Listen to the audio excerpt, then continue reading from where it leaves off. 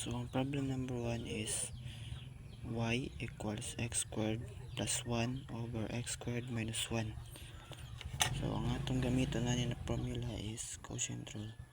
Ang quotient rule is y prime equals b du minus u db over b squared. So, una natong pagtaon is ang u. Ang u is x squared plus 1. Ang derivative sa u is 2x. Sunod is ang v. Ang v is x squared minus 1. Derivative sa b is 2x. So, sunod is ato siyang isubstitute sa formula. Una is ang v. Ang v is x squared minus 1. Ang derivative sa u is 2x. Minus ang u. Ang u is x squared plus 1. Ang derivative sa v is 2x. Over x squared minus 1 squared. Sunod is ato ni siyang i-multiply.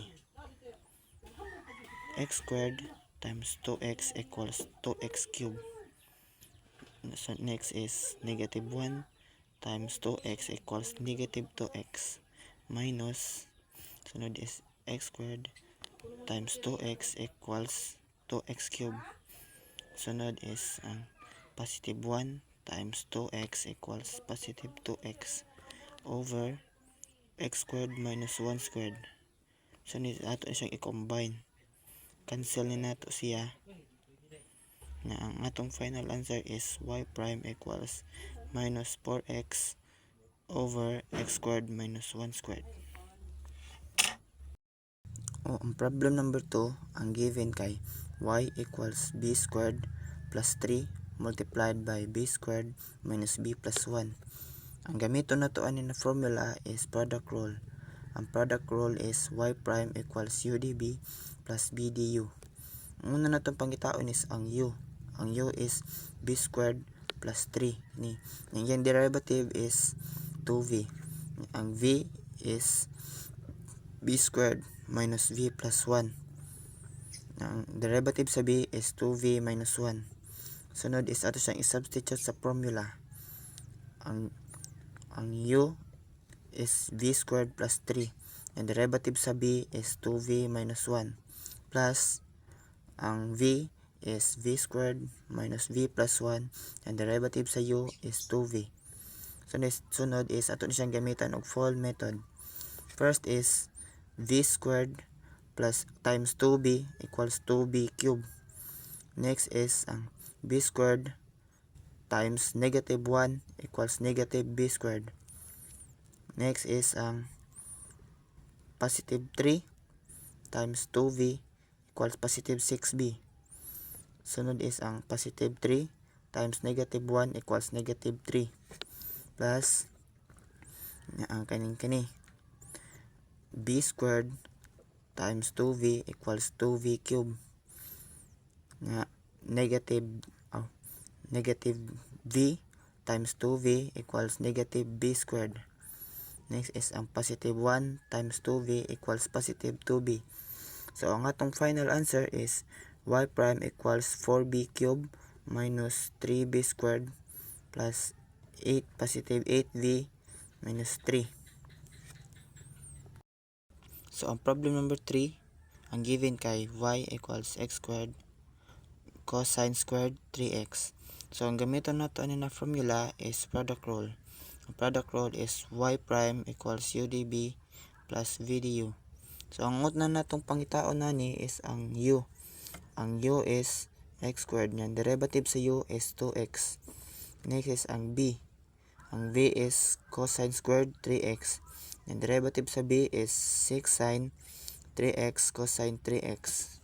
Next is ato siyang i-substitute sa formula. Tapos ito ang x squared. Yan siya ang u. X squared. Next is ang derivative sa b is negative 6 sine 3x cosine 3x plus ang v. Ang v is cosine squared 3x. Ang derivative sa u is 2x. Next is ato siyang i-multiply. Kini. Ang x squared o kaning negative 6 sine 3x cosine 3x. So, ang answer is negative 6x squared sine 3x cosine 3x. Next is kaning cosine squared 3x multiplied by 2x. So ang answer is 2x cosine squared 3x. So ang final answer nato is y prime equals negative 6x squared sine 3x cosine 3x plus 2x cosine squared 3x mo na to final answer. So ang problem number 4 is ang given is r equals cosine beta cotangent beta. So ang atong gamiton ng formula is product rule. Ang product rule is UDB plus VDU. So ang una natong pangitaon is ang U. Ang U is cosine beta. Ang derivative sa U is negative sine beta. Sunod is ang V. Ang V is cotangent beta. Ang derivative sa B is negative cosecant squared beta. Next is ato siyang i-substitute sa formula. R prime equals ang U cosine beta. Ang derivative sa V is negative cosecant squared beta. Next is ang B. Ang V is cotangent beta. Ang derivative sa U is negative sine beta. So ang final answer is R prime equals cosecant squared beta cosine beta negative sine beta cotangent beta. Problem number 5, ang given kay y equals square root of arc sine x minus y equals sine negative 1x to the power of 1/2. So ang atong gamiton nani is chain rule. Ang una natong pangitaon is ang derivative sa square root of arc sine x. Ang derivative sa square root of arc sine x is y prime equals 1/2 times arc sine x to the power of 1/2. Muna siya ang derivative sa square root of arc sine x. Next is ang derivative sa sine negative 1x to the power of 1/2. Ang yang derivative is 1 over square root of 1 minus x squared. So ang atong final answer is y prime equals 1 over 2 square root of arc sine x and square root of 1 negative x squared. So problem number 6, ang given kay y equals x cubed and 3 length of x minus 1. So ang atong gamiton ani is product rule. Ang product rule is y prime equals UDB plus BDU. So ang una natong pangitaon is ang U. Ang U is kini x cube. Ang derivative sa U is 3x squared. Next is ang V. Ang V kay 3 length of x minus 1.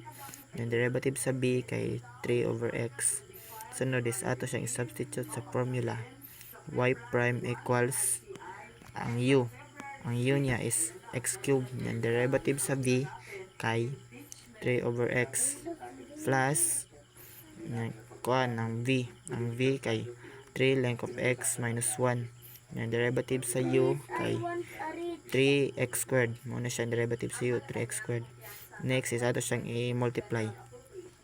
Kaning x squared out x cube multiplied by muna siyang 3x squared. Plus ang next is 3 length of x minus 1 times 3x squared. So muna siyang 9x squared length of x minus 3x squared. Cancel ni nato kanina lang mabilin. So ang atong final answer is 9x. Atong final answer is y prime equals 9x cube length of x. Ang given niya kay y equals x squared length of x. So ang atong gamiton na ni formula is product rule. Ang product rule kay y prime equals UDB plus VDU. So ang una natong pangitaon is ang U. ang u kay x squared kanina. Derivative sa u is 2x. Next is ang v. Ang v kay length of x. Yan, derivative sa v kay 1 over x. Yan, next, kaya ito siyang i-substitute sa formula. Ang kani siyang ato siyang i-substitute sa formula. Y prime equals ang u. Ang u kay x squared. Yan, derivative sa v kay 1 over x plus ang v. Kani siya, sa v. V kay length of x. Yan, derivative sa u kay 2x.